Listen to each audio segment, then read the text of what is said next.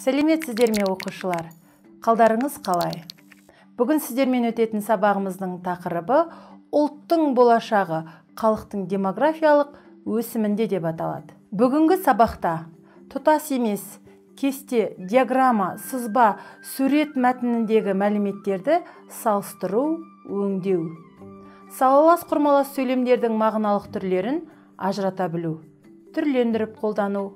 Сіздің меңгеретініңіз мәтіндердегі мәліметтерді салыстыра отырып, негізгі деректерді диаграммаға түсіруді, мәтін мазмұнынан түсіндірмелі салалас сөйлемдерді анықтауды меңгересіздер. Оқушылар, жаңа сабағымызға бір қадам жасау мақсатында ой түрткі сұрақтарына жауап беріп көрейікші. Халық саны мемлекеттің дамуына әсер ете ме? Қазақстандағы халық саны қанша? Оның ішіндегі қазақ халқының үлес салмағы қанша?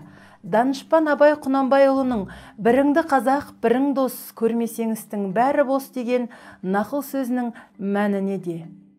Тәуелсіздік бізге қандай мүмкіндіктер берді? Ол мүмкіндіктерді қалай пайдалануымыз керек? Бұл сұрақтардың жауабын толығырақ білу үшін келесі мәтінге назар аударуларыңызды сұраймын. Мәтінді оқып, негізгі ойды анықтап көрейік. Егемендік алған кезден бері қазақ елінде тұрмыс жағдайы мүлдем өзгеруде. Елдің эволюциялық дамуы біртіндеп қазақ ұлтын сан жағынан да, сапа жағынан да, рухани және саяси ықпал жағынан да бірінші орынға шығарды. Тәуелсіз ел болудың жемісі сол. Қазақ ұлтының тарихи талаптарын, этникалық мұраттары мен құндылықтарын шешу мәселесі бірінші кезекке шықты. Себебі ел халқының басым көпшілігі қазақтар. Қазақстанда көп ұлттық этникалық құрылым қалыптасуда. Өткен ғасырдың басында ұлттың бостандығы мен болашағы үшін күрескен ағартушы Ахмет Байтұрсынұлы «Әлхамдулилля, аз емеспіз, 6 миллион қазақпыз» деп шүкіршілік еткен екен. Тәуелсіз Қазақстанда елдегі қазақтардың үлес салмағы 41%-дан 65%-ға өсіп, яғни 24%-ға артқан. Саны 6,8 миллион адамнан 11 миллион адамға көтерілген. Қысқа ғана мерзімде қазақ ұлтының осыншама өсімі оның тарихында болған емес. Халқымыздың демографиялық жаңғыруы оған тәуелсіздік сыйлаған бақыт. Бұл өсімнің 824 мыңын оралман бауырлар құраса, қалған 3 миллиондайы табиғи өсім. Алдағы 30-35 жылда қазіргі демографиялық ахуал әлсірегені мен негізінен сақталады деген болжам бар. Осылай болса, 20 жылда елдегі қазақ ұлтының үлес салмағының 65%-дан 85%-ға дейін артқандығы күдік тудырмайды. Алдағы уақытта Қазақстанның этникалық бет-бейнесі түбегейлі өзгеріп, ол көп ұлттық сипат алатыны анық. Ана тілі ардың ісі.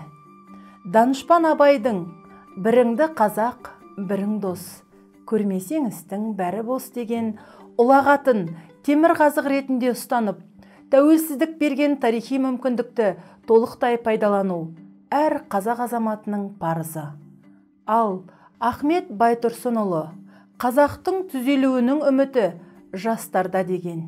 Оқушылар, тыңдалым мәтініндегі ақпаратты ұсынылған диаграммаға түсіріп көрейік.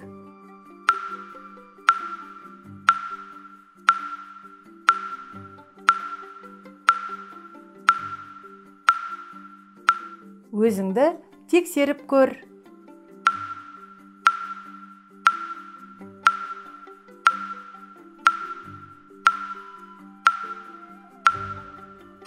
Оқушылар, сабағымызды әрі қарай тәжірибелік тапсырмамен жалғастыра отырайық. Демограф ғалым Мақаш Тәтімовтың сөзін оқып, түсіндірмелі салалас сөйлемдерді анықтап көрейік. Санақ болмай, санақ жүргізбей, халқының санын, құрамын білмей, ел ретінде қалай дамисың? Сондықтан санақ әр уақытта жүріп тұрады. Санақ туралы айтарым сол. Бұл санақ кездейсоқ емес, әрбір 10 жыл сайын жүргізілетін бүкіл одақтық және әлемдік санақтың бірі. Бүкіл әлем халқының санын білу мынадай жолмен болады. Әрбір елде нөлге бітетін сандарға жақын немесе 9-бен не 10-мен аяқталатын жылдарда санақ жүргізіледі.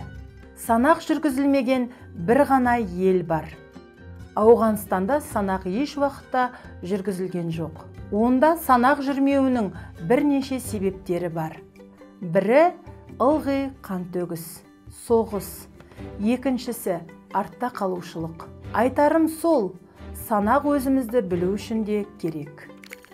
Оқушылар, тыныс белгілерін қаншалықты дұрыс қойғандығымызды білу үшін өзімізді тексеріп көрейік.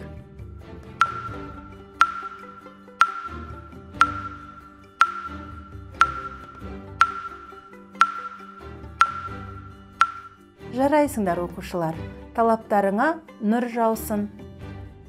Бүгінгі сабағымыз осымен аяқталды. Келесі кездескенше сау саламатта болыңыздар.